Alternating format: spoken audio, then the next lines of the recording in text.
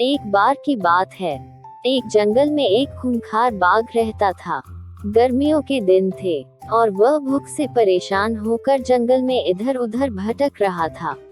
बहुत देर तक जंगल में भटकने के बाद भूखा बाघ को एक खरगोश मिला। लेकिन खरगोश मिलने के बाद बाघ ने उस खरगोश को खाने के बजाय उसे छोड़ दिया, क्योंकि खरगोश इतना छोटा था कि उसे खाने पर बाघ का पेट कहाँ भरने वाला था। इसके बाद बाघ आगे बढ़ा और जंगल में फिर से भटकने लगा। कुछ देर जंगल में भटकने के बाद भूखा बाघ को एक हिरन दिखा।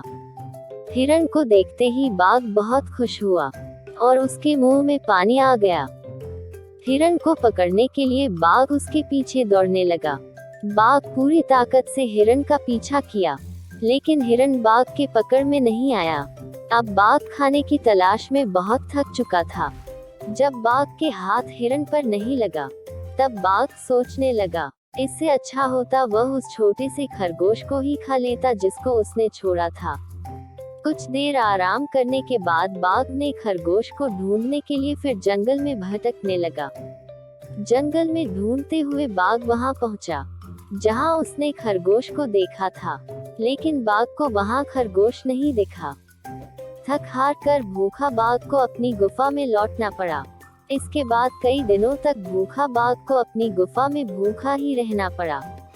कहानी से सीख, हमें मौके को गंवाना नहीं चाहिए।